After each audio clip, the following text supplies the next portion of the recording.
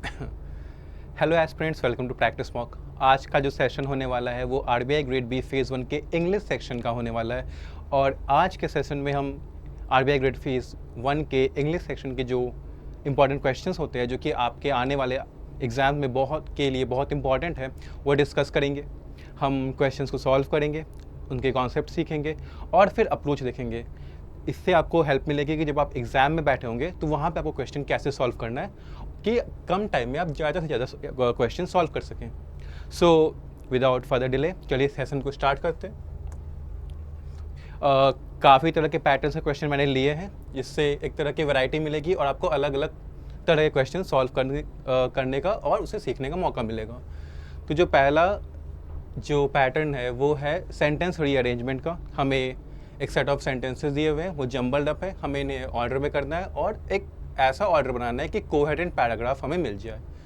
तो जैसे मैं जब सॉल्व करूँगा तो क्या करूँगा, सबसे पहले मैं सेंटेंसेस को 1 बाय 1 पढ़ूँगा और कोशिश करूँगा कि मुझे एक स्टार्टिंग स्टेटमेंट मिल जाए। तो चलिए स्टार्ट करते हैं। सबसे पहले हम पी को पढ़ेंगे। पी में क्या लिखा है? Conservatives by contrast believe that moving too quickly risks breaking the fragile machinery of society, perhaps irrevocably सो।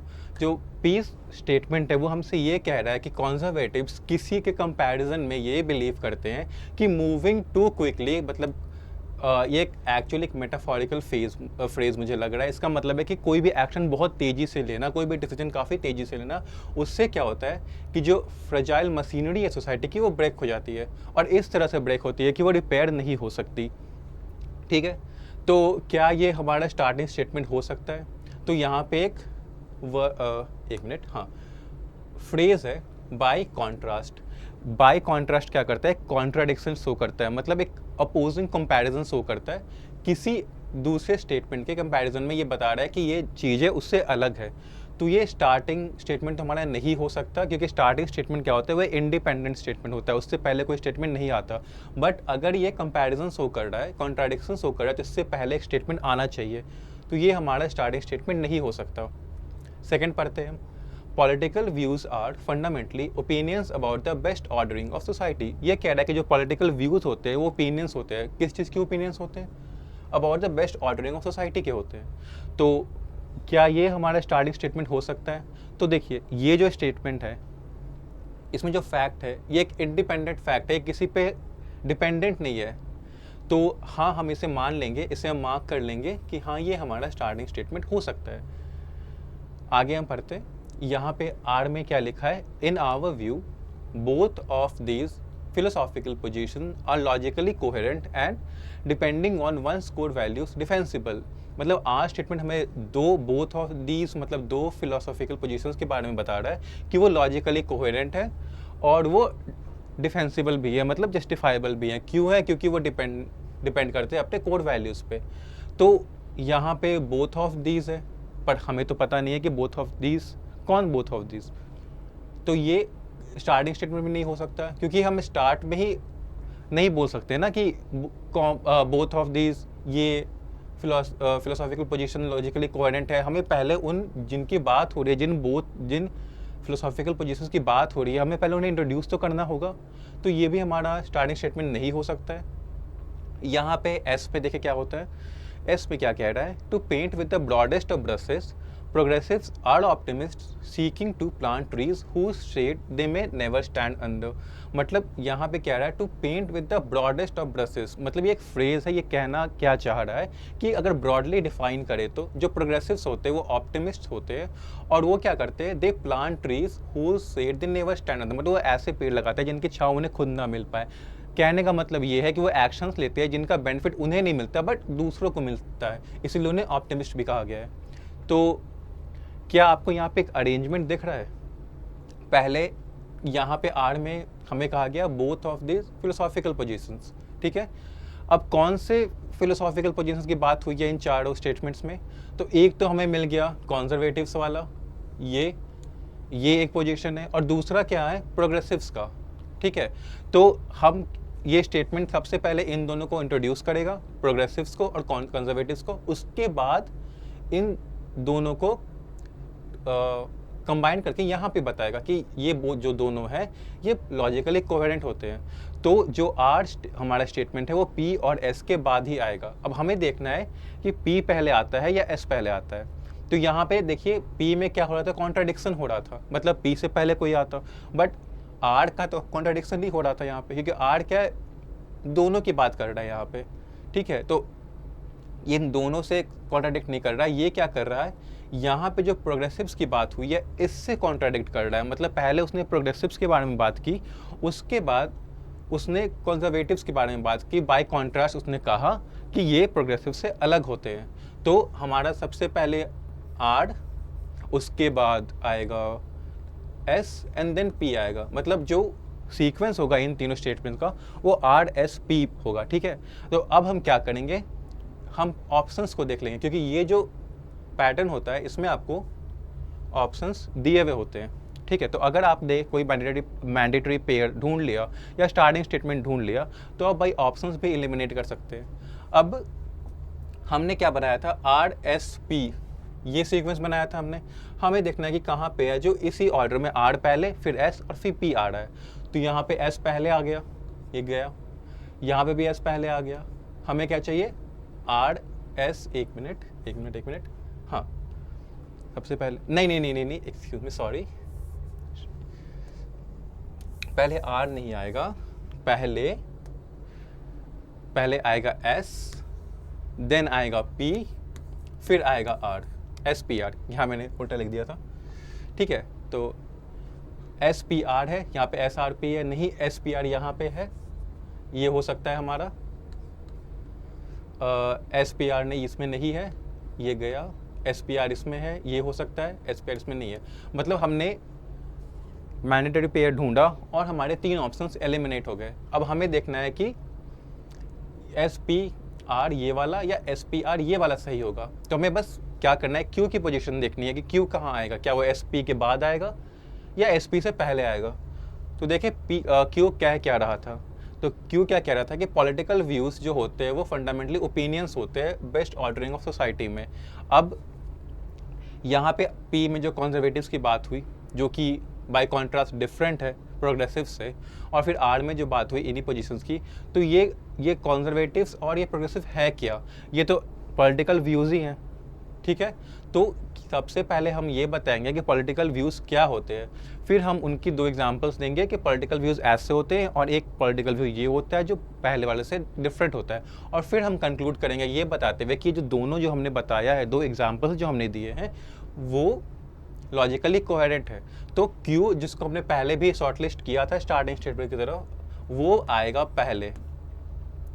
तो हमारा जो आंसर होगा वो होगा क्यू एस पी आर, ठीक है। अब क्यू नहीं आ सकता एस पी के बाद, तो यहाँ पे देखिए पी में क्या बात हो रही है, एस पी के बाद क्यों नहीं आ सकता, क्योंकि पी में कंजर्वेटिव्स बाय कॉन्ट्रास्ट, उसने कंजर्वेटिव्स का डेफिनेशन दिया, उसकी डिस्क्रिप्शन दी, उसके बाद फिर बता रहा है कि पॉलिटिकल व्यूज़ क्या होते हैं। तो ऐसा नहीं है, फ्लो इससे टूटता है। पहले हम बताएंगे पॉलिटिकल व्यूज़ क्या होते हैं, उसके बाद हम उनका एग्जाम्पल देंगे और उसके बाद कंक्लूड करेंगे कि ये जो दोनों हैं जिनका डिस्क्रिप्शन है वो लॉजिकली कोहेरेंट है और एक डिफेंसिबल भी है, जस्टिफाइबल भी है, क्योंकि वो कोर वैल्यूज़ पर डिपेंड होते हैं। तो हमारा जो फाइनल अरेंजमेंट था वो क्यू एस पी आर था इस क्वेश्चन के लिए। सो एस पी आर गलत हुआ और हमारा जो आंसर है वो है Q S P R, S P Q R गलत हुआ। अच्छा okay, question number 2 same pattern है, देखते हैं इसमें क्या हो रहा है। हम सेम अप्रोच लगाएंगे, कोशिश करेंगे कि हमें स्टार्टिंग स्टेटमेंट या मैंडेटरी पेयर्स मिल जाए। तो पी क्या कह रहा है, पढ़ लेते हैं कि technically speaking one cannot be absolutely certain that the sun will rise tomorrow just more than 99.9% certain. मतलब ये क्या कह रहा है कि कोई भी एकदम से सर्टेन नहीं हो सकता है कि सन जो है, सूरज जो है वो कल उगेगा ही, मतलब 99.9% से ज़्यादा सर्टेन नहीं हो सकता है, ठीक है। तो हमारा स्टार्टिंग स्टेटमेंट हो सकता है, बिल्कुल हो सकता है, एक इंडिपेंडेंट फैक्ट बता रहा है, तो ये हम इसको शॉर्टलिस्ट करेंगे एज अ स्टार्टिंग स्टेटमेंट। क्यों क्या कह रहा है, but the possibility that these people would refuse to change their beliefs under any circumstances, मतलब बट से स्टार्ट हो रहा है, मतलब कॉन्ट्राडिक्शन है, और कॉन्ट्राडिक्शन क्या बता रहा है कि जो पॉसिबिलिटी है इन लोगों की कि वो अपने बिलीव्स जो वो मानते हैं वो किसी भी सर्कमस्टांसेस में नहीं बदलेंगे। ये जो पॉसिबिलिटी किस जनरली अलाइंस किससे अलाइन होती है, with a sweet of evidence, काफ़ी सारे एविडेंस है जो कि लिंक करते हैं, linking ideological extremism to the degree to which people view their political attitudes as superior to others attitudes। मतलब ये जो पॉसिबिलिटी है अलाइन करती है, एक वैरायटी ऑफ एविडेंस है जो कि लिंक करते हैं, किस चीज़ से लिंक करते हैं, आइडियोलॉजिकल एक्सट्रीमिज्म को उस डिग्री से, उस एक्सटेंट से जिस एक्सटेंट तक लोग अपने पॉलिटिकल एटीट्यूड्स को सुपीरियर मानते हैं दूसरे लोगों के पॉलिटिकल एटीट्यूड्स से। तो ये जो स्टेटमेंट है ये बट से स्टार्ट हो रहा है, means it is contradicting an another fact, और वो फैक्ट पहले मेंशन होना चाहिए तभी तो हम उसे कॉन्ट्राडिक्ट करेंगे। तो ये क्यों तो हमारा स्टार्टिंग स्टेटमेंट हो नहीं सकता। आर में देखते क्या कह रहा है। Indeed from a mathematical perspective being absolutely certain implies that one will not update one's beliefs whatsoever even when shown evidence that challenges those beliefs। मतलब ये इंडीड से स्टार्ट हो रहा है। अब इंडीड क्या करता है, देखिए ये एम्फसाइज करता है जो पहले कुछ मेंशन हुआ उसके बारे में और इन्फॉर्मेशन देके उस चीज़ को और एम्फसाइज करता है। तो ये भी एक एम्फसाइज कर रहा है कि if we see this from a mathematical perspective, तो एब्सोल्युटली सर्टेन होने का मतलब ये होता है कि कोई भी अपने बिलीफ नहीं चेंज करेगा, इवन इफ अगर उसे एविडेंस पे दे दिया जाए जो उसके बिलीव्स को चैलेंज करते हैं, डिनाई करते हैं, डिस्प्रूव भी कर दें, तो भी वो अपने बिलीव्स को नहीं बदलेगा। तो ये क्या कर रहा है, ये स्टेटमेंट ये एम्फसाइज कर रहा है। अब पहले कोई स्टेटमेंट मेंशन होगा, कोई फैक्ट मेंशन होगी, उसी फैक्ट को तो हम एम्फसाइज करेंगे। तो इसके पहले भी कोई स्टेटमेंट आना चाहिए, तो आर भी हमारा नहीं हो सकता है स्टार्टिंग स्टेटमेंट। एस क्या कह रहा है, this believe superiority can lead politically extreme people to be more intolerant, prejudiced and inflexible towards those who disagree with them। मतलब क्या कह रहा है कि जो ये बिलीफ सुपीरियरिटी है वो क्या करती है, जो पॉलिटिकली एक्सट्रीम पीपल होते हैं उनको बहुत ज़्यादा इनटॉलरेंट बना देती है, और क्या बना देती है, प्रेजुडिस बना देती है और इनफ्लेक्सिबल बना देती है। किसके तरफ, किसके टुवर्ड्स, उन लोगों के लिए जो हु डिसअग्री विद देम, जो उनसे डिसअग्री करते हैं, जिनके ओपिनियंस उनसे अलग होते हैं। तो यहाँ पे दिस बिलीफ सुपीरियरिटी की बात हो रही है। अब ये स्टार्टिंग स्टेटमेंट तो हो नहीं सकता, क्योंकि सबसे पहले हमें ये पता चलना चाहिए कि किस बिलीफ की। यहाँ पे इसने बता दिया कि दिस बिलीफ, पर कौन सा बिलीफ हमें नहीं पता। तो पी ही हमारा है स्टार्टिंग स्टेटमेंट, तो पी उसके बाद, ठीक है। अब यहाँ पे देखिए, यहाँ पे बिलीफ सुपीरियरिटी की बात की। अगर आपने क्यू में देखे, हमने क्यू में पढ़ा था कि यहाँ पे भी एक सुपीरियर की बात हुई थी कि जो लोग होते हैं वो क्या होते हैं, वो अपने पॉलिटिकल एटीट्यूड्स को बाकी के एटीट्यूड से सुपीरियर मानते हैं, ठीक है। और उसी से जो ये एविडेंस था वो लिंक कर रहा था, किसका एविडेंस, की पॉसिबिलिटी का जो अलाइन होता है कि पीपल रिफ्यूज़ करते हैं अपने बिलीव्स को चेंज करने के। तो यहाँ पे पहले उसने इंट्रोड्यूस कर दिया ये सुपीरियर वाली बात, और फिर उसने उसी चीज़ को बताया कि दिस बिलीफ सुपीरियरिटी का रिजल्ट क्या होता है, it can lead politically extreme people, वो बना देता है इंटॉलरेंट, प्रेजुडिस्ड और इनफ्लेक्सिबल। तो क्यू आएगा, उसके बाद ही एस आएगा, ठीक है। तो पी स्टार्टिंग स्टेटमेंट है और हमें एक की पोजीशन पता चल गई कि क्यू पहले आएगा और एस बाद में आएगा। अब हमें देखना है आर का, ठीक है। तो आर देखिए, आर क्या कर रहा था, एम्फसाइज कर रहा था, पर किस चीज़ को एम्फसाइज कर रहा था, कौन इन तीनों में से कौन से स्टेटमेंट्स को एम्फसाइज कर रहा है। तो अगर हम आर को फिर से पढ़ें तो वो क्या कह रहा है कि मैथमेटिकल पर्सपेक्टिव से देखें तो बीइंग एब्सोल्युटली सर्टेन का मतलब क्या होता है, वो यही मतलब बता रहा था कि कोई अपना बिलीफ नहीं बदलेगा। अब सर्टेनिटी की बात कहाँ हुई है, यहाँ पे तो हुई नहीं है, क्योंकि यहाँ पे तो वो ये बता रहा है कि एविडेंस किससे लिंक करते हैं, और यहाँ पे उसी चीज़ को कंटिन्यू कर रहा है कि जो बिलीफ सुपीरियरिटी है उसकी बता रही है कि उसका रिजल्ट क्या होता है। तो बच्चा यहाँ पे ही, क्योंकि यहीं पे बताया गया है कि कोई भी सर्टेन नहीं हो सकता, और फिर उसने इस बात में और इसको और मतलब इन्फसाइज किया और इन्फॉर्मेशन दी कि अगर देखा जाए मैथमेटिकल पर्सपेक्टिव से तो बीइंग एब्सोल्युटली सर्टेन का मतलब ये होता है। तो पहले पी आएगा, उसके बाद आर आएगा, ठीक है।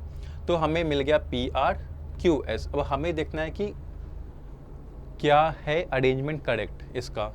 तो सबसे पहले पी आया, उसके बाद तुरंत बाद आर आया। पहले पी उसने ये बता दिया कि एब्सोल्युटली सर्टेन हम नहीं हो सकते, 99.9% से ज़्यादा सर्टेन तो नहीं हो सकते।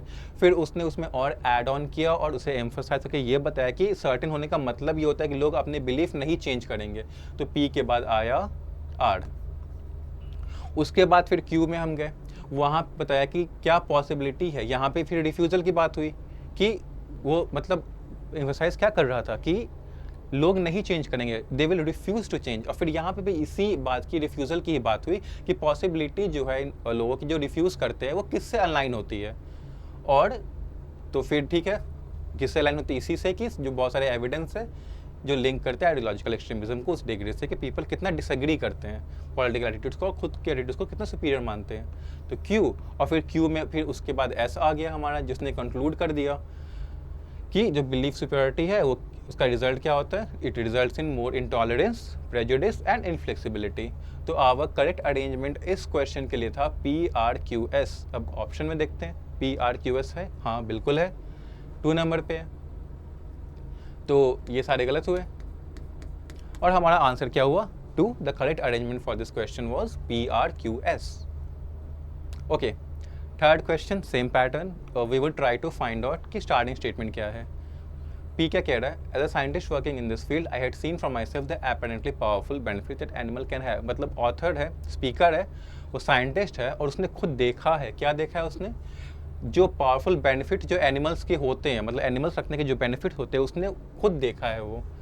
हाँ तो ठीक है, ये भी एक ठीक है, इंट्रोड्यूस तो कर ही सकता है, बिगिन तो कर ही सकता है पैराग्राफ को, स्टार्टिंग स्टेटमेंट हो सकता है।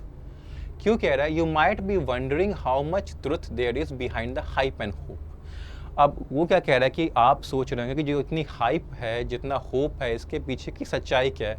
अब पहले तो हम ये बताएंगे कि हाइप एंड होप किस चीज़ की हाइप है, किस चीज़ के लिए होप लगाई जा रही है, हमें वो तो पता है नहीं।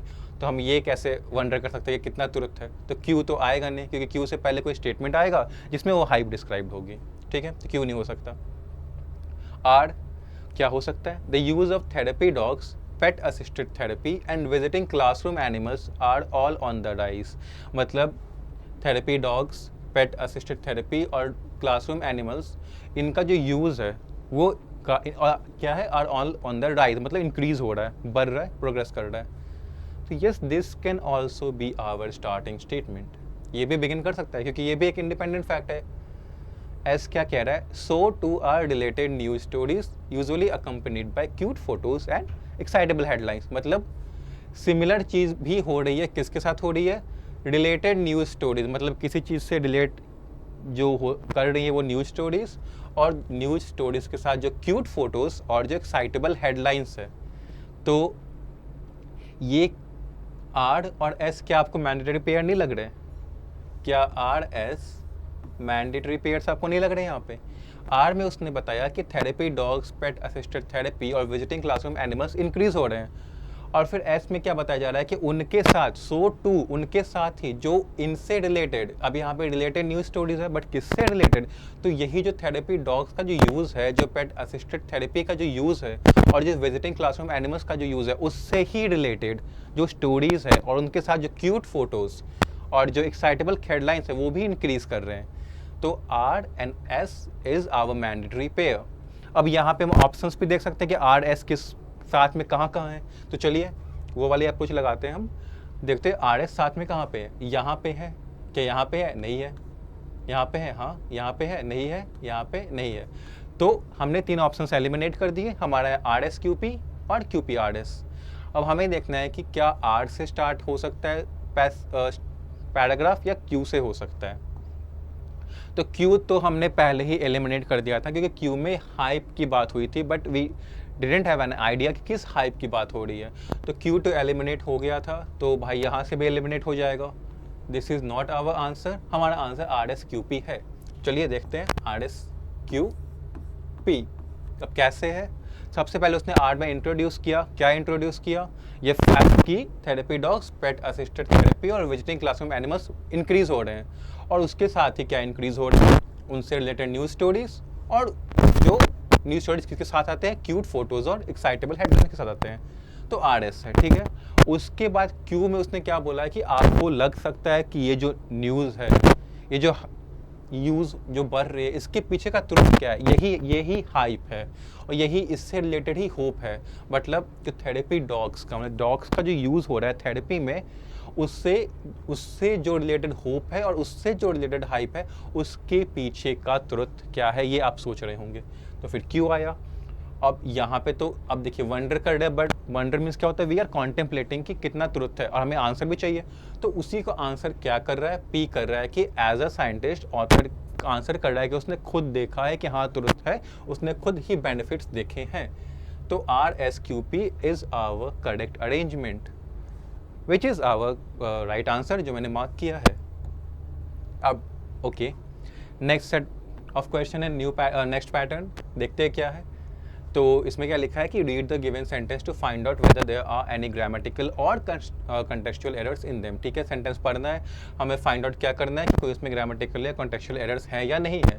The errors if any will be in 2 of the phrases of the sentence. अच्छा, तो जो एरर्स हैं वो एक में नहीं 2 में हैं, इनके 2 पार्ट्स में एरर है और उन्हीं पार्ट्स का combination, the combination of those parts will be the answer of that question. ठीक है, सही है, okay. If no part in the sentence has an error, then mark no error as your answer. अगर किसी भी part में sentence के error नहीं है तो हमें क्या करना है, हमें नो एरर मार्क करना है। और क्या लिखा है, consider part A in bold as grammatically correct. जो पार्ट ए है, जो देख ये जो बोल्ड में जो पार्ट है ये ग्रामेटिकली करेक्ट है, इसमें कोई एरर नहीं है। ठीक है, और पंक्चुएशन के एरर्स आपको इग्नोर करने हैं। ठीक है, तो चलिए ढूंढते हैं, लेट्स फाइंड आउट कि एरर क्या है।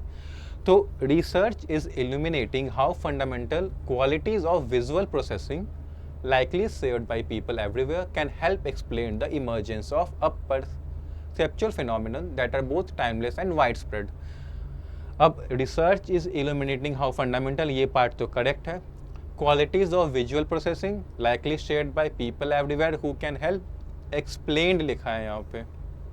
अब ये जो help है ये क्या होता है, ये कॉजेटिव वर्ब होता है, कॉजेटिव वर्ब। जैसे इसमें हेल्प आते हैं, लेट आता है, ठीक है, और भी वर्ब्स आते हैं। तो ये जो कॉजेटिव वर्ब्स जो होते हैं इनके बाद हमेशा बेस फॉर्म आती है वर्ब की। इनके बाद क्या आती है, बेस फॉर्म आती है। ठीक है, पर ये जो एक्सप्लेन्ड है ये पास्ट टेंस फॉर्म है, ये सेकंड फॉर्म है वर्ब की, हमें इसका बेस फॉर्म लिखना है यहाँ पे। तो ये एक्सप्लेन्ड क्या होगा, ये एक्सप्लेन बन जाएगा।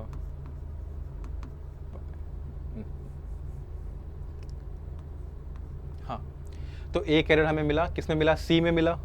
अब सी में एरर है तो गया और नो एरर भी गया। ठीक है, अब सी में है तो या तो डी में है या फिर ई में होगा, और उसके बाद 2 पार्ट्स तो बचे ही हुए हैं। ठीक है, दोनों को चेक ही करना होगा।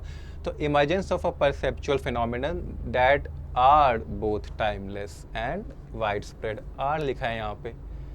यहाँ पे जो सब्जेक्ट है ये फिनोमिनन है, जो सिंगुलर होता है, इसका प्लूरल होता है फिनोमिना। तो फिनोमिनन सिंगुलर है, यहाँ पे डैट रिलेटिव प्रोनाउन है।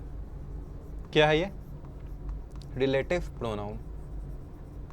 ये क्या करता है, ये रिलेट करता है, ये रेफर करता है, किसको रेफर करता है, जो ठीक अपने उसके पहले जो नाउन आता है उसको रेफर करता है। मतलब इस केस में ये फिनोमिनन को रेफर कर रहा है, तो ये फिनोमिनन के लिए आया है, तो इसके बाद जो वर्ब होगी वो भी फिनोमिनन के ही लिए आएगी।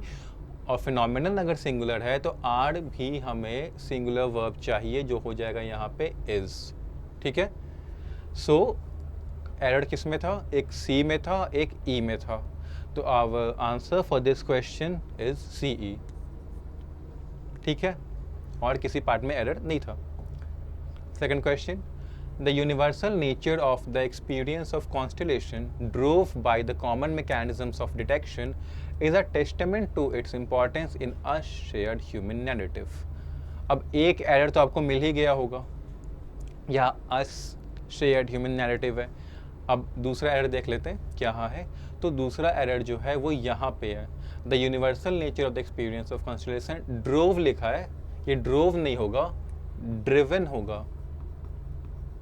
ठीक है, क्यों, क्योंकि ये जो पूरा फ्रेज है driven by the common mechanisms of detection, ये एक पार्टिसिपल फ्रेज है और ये एडजेक्टिव का काम कर रहा है। और मॉडिफाई किसको कर रहा है, इस यूनिवर्सल नेचर को मॉडिफाई कर रहा है, ये जो नाउन है इसको मॉडिफाई कर रहा है। तो जो भी ऐसे एडजेक्टिव फ्रेजेस, जिसको पार्टिसिपल फ्रेजेस भी कहते हैं, वो स्टार्ट होते हैं या तो पास्ट पार्टिसिपल से या तो प्रेजेंट पार्टिसिपल से। अब जो यूनिवर्सल नेचर है उसे ड्रिवन किया जा रहा है, कौन ड्रिवन कर रहा है, कौन उसे अफेक्ट कर रहा है, कॉमन मैकेनिज्म कर रहा है, तो इसलिए हमने यहाँ पे ड्रिवन यूज़ किया, पास्ट पार्टिसिपल यूज़ किया। तो पहला एरर यहाँ पे था। सेकेंड एरर कहाँ पे है, is a testament to its importance in us नहीं, यहाँ पे है शेयर्ड ह्यूमन नैरेटिव, एक नाउन फ्रेज है, नाउन फ्रेज से जो पहले आते हैं वर्ड्स वो इसको मॉडिफाई करते हैं। अब अस क्या है, ये एक प्रोनाउन है, प्रोनाउन नाउन फ्रेजेस को मॉडिफाई नहीं कर सकते, या तो डिटरमाइनर करता है या एडजेक्टिव करता है। तो किसकी बात हो रही है, इंपॉर्टेंस किसकी, हमारे ह्यूमन नैरेटिव की, हमारा जो सीक्वेंस ऑफ इवेंट्स है, जो भी उसकी स्टोरी है उसकी बात हो रही है। तो अस नहीं आएगा, हमें इसे रिप्लेस करना होगा डिटरमाइनर आवर से। तो एरर किस में था, एक था बी में, दूसरा था ई में। So B E is our right answer, बाकी गलत। 6 नंबर देखते हैं क्या लिखा है कि common humanity involves acknowledging that humans are flawed works in progress whom are all connected to each other if only through the fact that they all struggles in some way। ठीक है, let's find out the errors। error कहाँ है, तो common humanity involves acknowledging that humans are flawed work in progress whom लिखा है यहाँ पे, whom नहीं होगा, who होगा, क्यों होगा, क्योंकि यहाँ पे देखिए ये जो आर है जो कि एक लिंकिंग वर्ब है, ये मेन वर्ब भी है। यहाँ पे मेन वर्ब से जो पहले आता है प्रोनाउन या नाउन वो सब्जेक्ट होता है, बट हुम जो है ये एक ऑब्जेक्ट प्रोनाउन है, ये वर्ब के बाद आता है, उससे पहले नहीं आता। हाँ, तो हमें इसको हु से करना होगा, क्योंकि हु क्या है, हु सब्जेक्ट प्रोनाउन होता है। तो यहाँ पे आएगा हु। अब who are all connected to each other if only through the fact that they all struggles, नहीं स्ट्रगल, क्योंकि जो दे ऑल है ये एक प्लूरल है, प्लूरल सब्जेक्ट है। तो प्लूरल सब्जेक्ट के लिए हमें प्लूरल वर्ब चाहिए, और प्लूरल वर्ब में एस और ईएस नहीं लगा होता, वो बेस फॉर्म होती है, तो यहाँ पे स्ट्रगल आएगा।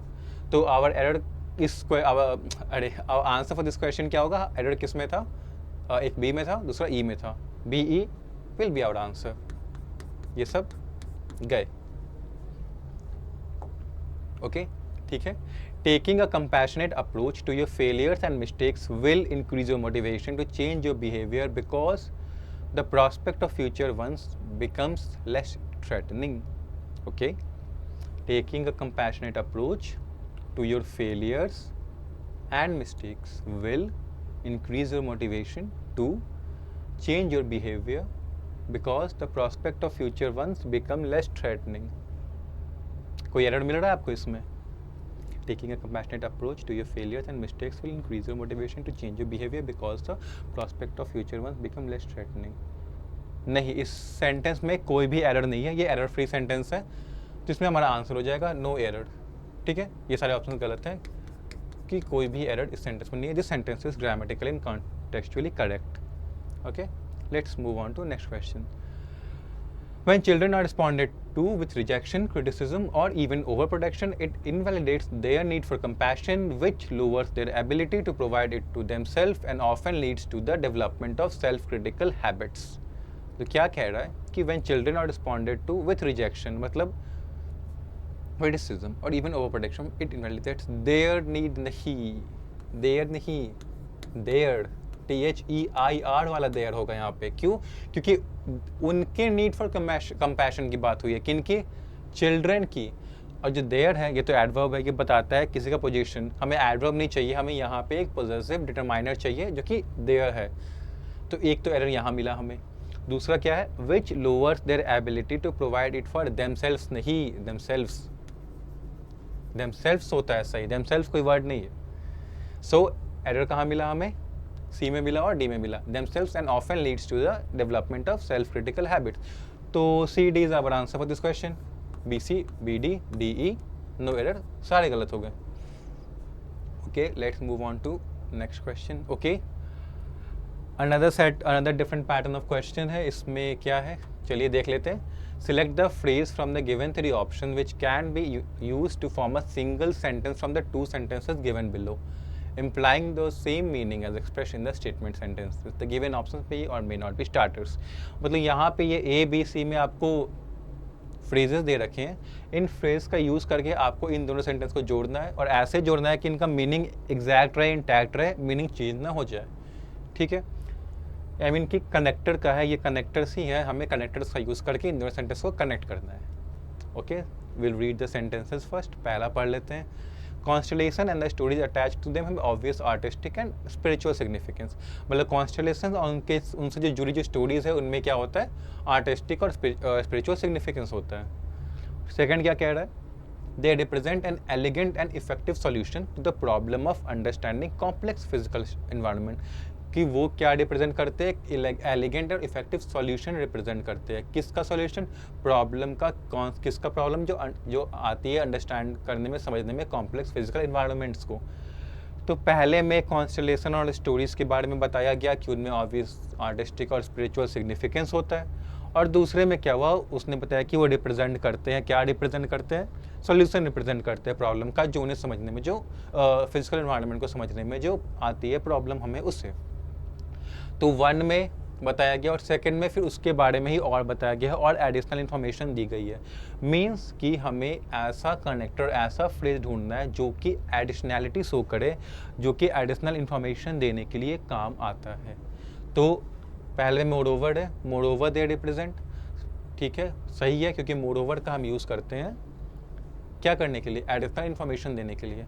बिसाइड्स, इसका भी यूज़ करते हैं, बिसाइड्स का भी यूज़ करते हैं हम एडिशनल इन्फॉर्मेशन देने के लिए।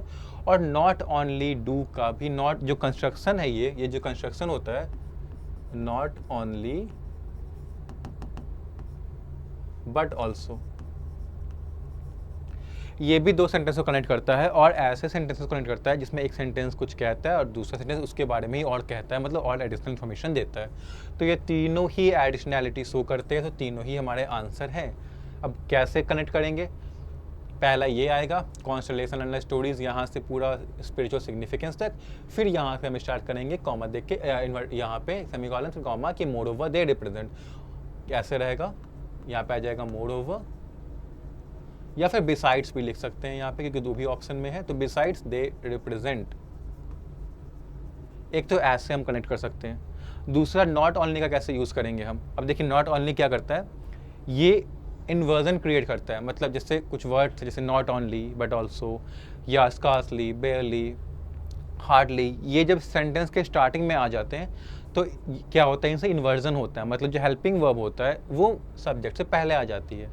अब चूंकि इस सेंटेंस में कंस्टलेशन है, stories attach to them have, ये हैव यहाँ पे हेल्पिंग वर्ब नहीं मेन वर्ब है, तो हमें हेल्पिंग वर्ब लगानी पड़ेगी डू।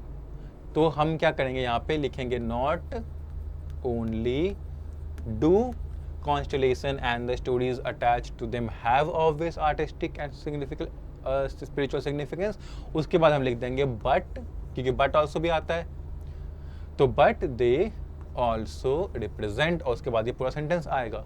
तो तीनों का ही हमने यूज़ किया, तीनों ही यहाँ पे फिट और सूटेबल थे, तो हमारा आंसर इसमें क्या हो गया, all A, B and C, ये पूरा कट गया, गलत है ये पूरा, ये चारों गलत है। ओके, नेक्स्ट क्वेश्चन देखते हैं। We taught children to regulate their behavior in the classroom and potentially transfer this to day to day life। मतलब हमने बच्चों को सिखाया, क्या सिखाया कि अपना बिहेवियर रेगुलेट करे क्लासरूम में, और ये जो रेगुलेशन सीखा उन्होंने उसको काम में लाए अपने डे टू डे लाइफ में भी, ठीक है। सेकंड क्या कह रहा है कि it would have a ground breaking impact on their ability to learn as well as their overall well being. मतलब कि ये जो हमने सिखाया है इसका एक बहुत ही ग्राउंड ब्रेकिंग, बहुत ही सिग्निफिकेंट, ड्रास्टिक इम्पैक्ट होगा किस चीज़ पे, उनकी चिल्ड्रन की एबिलिटी टू लर्न पे, उनके सीखने की एबिलिटी पे, और उनकी ओवरऑल वेल बीइंग पे भी एक काफ़ी सिग्निफिकेंट इम्पैक्ट होगा, ठीक है। तो यहाँ पे हम देख सकते हैं कि इट वुड हैव, मतलब कि एक ऐसे रिजल्ट की बात हुई कि जो कि अचीव किया जा सकता है, it is in the state of being achieved, मतलब कि अचीव कर सकते हैं हम ये रिजल्ट कब कर सकते हैं, जब ये जो है ये हम कर देंगे, मतलब कि ये कंडीशन हम फुलफिल कर देंगे। ये कंडीशन है मतलब कि जो बच्चों को अगर हम ये सिखा देंगे अपना बिहेवियर रेगुलेट करने का, तो ये जो रिजल्ट है ये अचीव हो जाएगा। तो ये क्या है, काइंड ऑफ कंडीशनैलिटी शो कर रहा है। ये जो सेंटेंस के बीच का जो कनेक्शन है, कंडीशनैलिटी का कनेक्शन है। एक कंडीशन है, कंडीशन क्या है कि वी टॉट चिल्ड्रेन, हमें चिल्ड्रेन को सिखाया क्या, अपना बिहेवियर रेगुलेट करना और उससे अप्लाई करना डे टू डे लाइफ में, और उसका रिजल्ट क्या है कि ग्राउंड ब्रेकिंग इम्पैक्ट होगा। तो अब कंडीशनैलिटी कौन कौन से वर्ड शो करते हैं? इफ़ करता है, हाँ। वाइल तो नहीं करता, वाइल तो कॉन्ट्रास्ट शो करता है, अपोजिंग आइडियाज़ को कनेक्ट करता है, तो ये तो गलत है। सपोजिंग डैट, ये जो फ्रेज है सपोजिंग डैट, ये भी एक कंडीशनैलिटी शो करता है कि सपोजिंग डैट हमने ये कर दिया तो ये रिजल्ट आएगा। जैसे इफ़, अगर हमने ये किया तो ये रिजल्ट आएगा। अगर हमने बच्चों को रेगुलेट करना सिखाया अपना बिहेवियर क्लासरूम में और ये सिखाया कि कैसे वो उसे डे टू डे लाइफ में लाए, तो क्या होगा, इससे ग्राउंड ब्रेकिंग इम्पैक्ट आएगा। तो इफ़ भी हमने यहाँ पे फिट हो रहा है, सपोजिंग डैट भी फिट हो रहा है, तो हमारा आंसर क्या है, ए और सी। वाइल आंसर नहीं है, वाइल तो कॉन्ट्रास्ट शो करता है। ए एंड सी कहाँ पे है, यहाँ पे है, तो ये सारे टाटा बाय बाय होंगे। Okay 11, he knew that his people would not carry out that wish, उसे पता था कि लोग उसका विश फुलफिल नहीं करेंगे। ठीक है। सेकंड क्या कह रहा है, it is not customary within general Maori protocol to cremate the dead, कि जो जनरल माओरी प्रोटोकॉल है, जो ट्रेडिशन है, उसमें ये कस्टम नहीं है कि क्या करे, बड़ी करे डेड को, मतलब जो लोग डेड हैं उनको ज़मीन में बड़ी करे, ये कस्टम में नहीं है। तो अब क्या है कि उसे पता था कि उसकी विश कैरी आउट नहीं होगी, उसकी विश क्या हो सकती है, मे बी किसी को बड़ी करना। और उसे क्यों पता था, क्यों पता था कि उसकी विश पूरी नहीं होगी, क्योंकि ये कस्टम्स में था ही नहीं है, माओरी प्रोटोकॉल के कस्टम्स में नहीं था क्रीमेट करना। तो अब पता था और ये उसका रीज़न है, उसे क्यों पता था। तो हमें ये जो सेकंड सेंटेंस है ये रीज़न बता रहा है फर्स्ट सेंटेंस में, जो स्टेट है उसकी, कि उसे ये जो उसकी जो अवेयरनेस है उसे, कि उसे पता था कैरी आउट नहीं होगा विश उसका। तो कौन कौन से ऐसे फ्रेजेस हैं, ऐसे कनेक्टर्स है, वर्ड्स है जो रीज़न शो करते हैं? बिकॉज करता है, सेंस करता है, दो नहीं करता है क्योंकि दो कॉन्ट्राडिक्शन शो करता है। लाइक दो it was raining I didn't carry an umbrella, बारिश हो रही थी फिर भी मैं छाता लेके नहीं गया। तो दो नहीं होगा, ए एंड सी होगा। कनेक्ट कैसे करेंगे? ऐसे करेंगे कि he knew that his people would not carry out that wish because it is not customary, या फिर since it is not customary. तो आंसर क्या आया हमारा? अरे हाँ, A and C, only A and C is our answer, rest of them are incorrect. तो aspirants, आज के सेशन में इतने ही क्वेश्चन है। आई होप कि आपको मज़ा आया होगा, आपने कॉन्सेप्ट सीखे, अप्रोच सीखा, और आप इन कॉन्सेप्ट्स को और अप्रोच को अप्लाई करेंगे अपने एग्जाम्स में और सारे क्वेश्चन सही करके आएंगे और मैक्सिमम अटेम्प्ट्स करके आएंगे अपने एग्जाम्स में और मॉक्स में भी। So thank you and have a nice day.